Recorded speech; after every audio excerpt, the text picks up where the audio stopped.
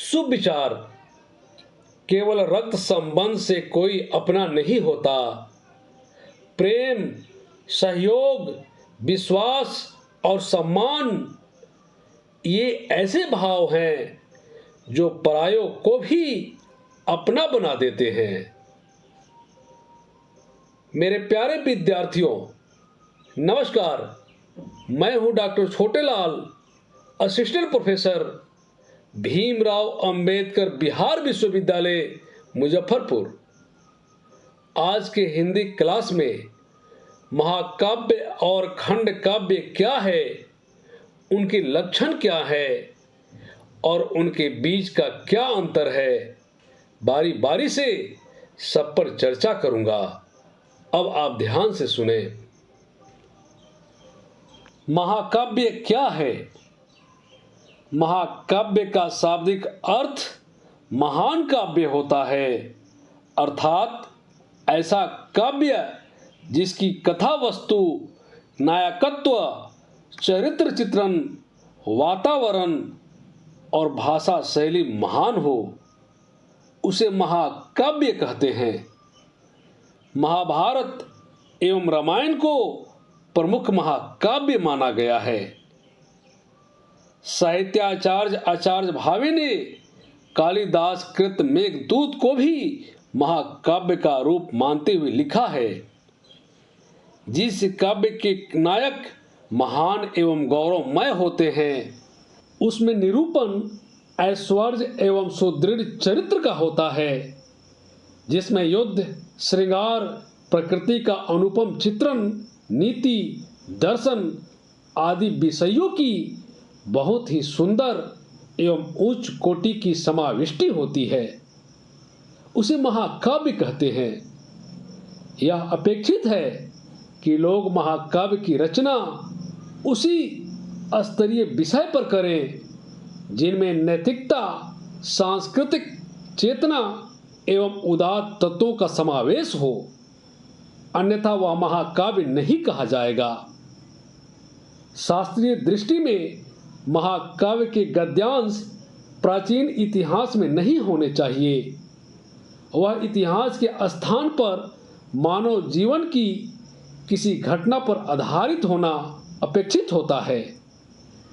इसमें वीर नायक होना चाहिए जो मनुष्यता के आदर्शों का प्रतिनिधि नायक हो, परंतु उस पात्र में विशेष भावुकता को नहीं अपनाया जाना चाहिए।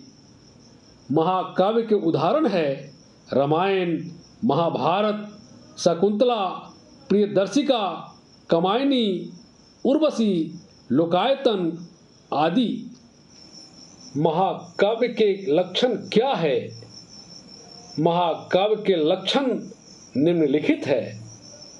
महाकाव्य में जीवन का चित्रण व्यापक रूप में होता है।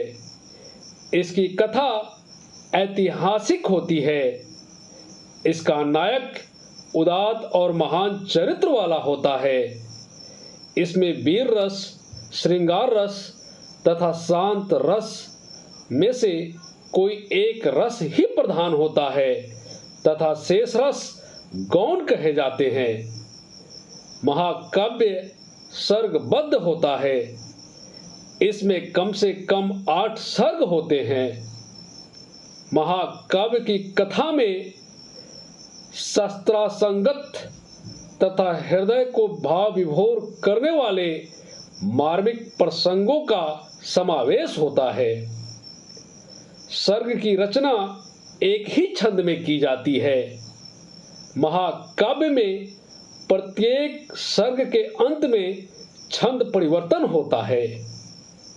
महाकाव्य के सर्ग के अंत में आगामी कथा की सूचना भी होती है। महाकाव्य के आरंभ में नमस्कार, आशीर्वाद, वर्ण्य वस्तु निर्देश होता है।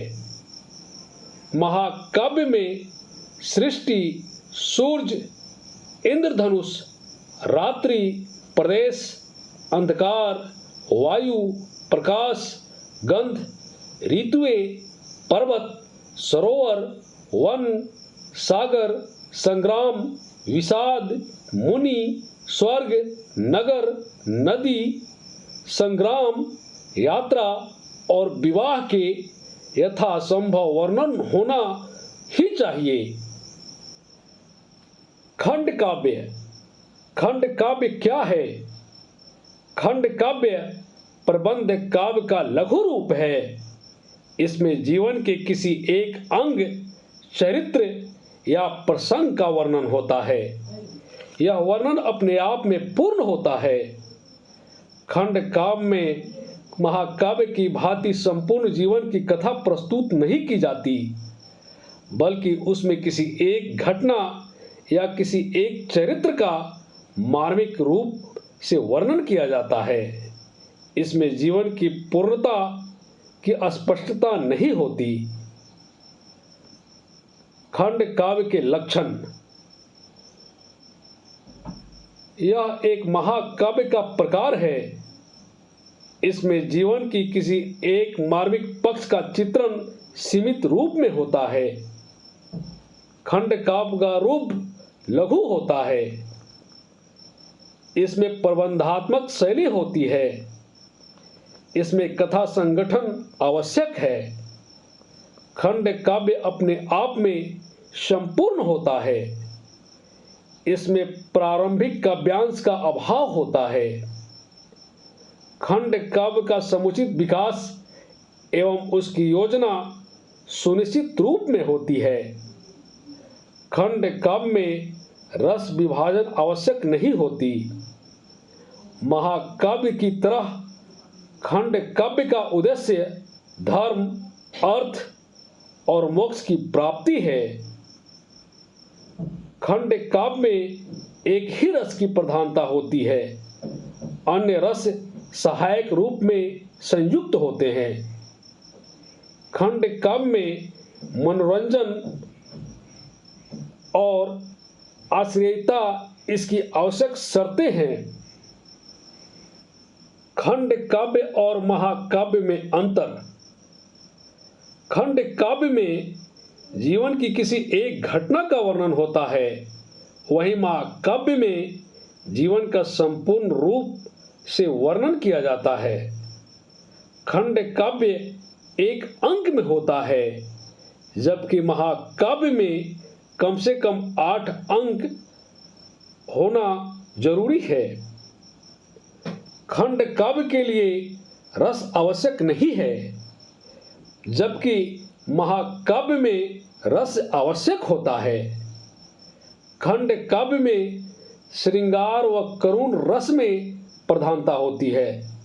इसमें श्रृंगार, वीर और करुण रस में किसी एक रस की प्रधानता होती है। खंड काव्य का उद्देश्य साधन होता है, जबकि महाकाव्य का उद्देश्य धर्म, अर्थ, काम और मोक्ष की प्राप्ति होती है। खंड काव्य में प्रमुख पात्र द्रोण, पंचवटी, द्वापर, मृत्युंजय आदि होते हैं। वहीं महाकाव्य में प्रमुख पात्र राम, लक्ष्मण, रावण, मानव, साकेत आदि होते हैं।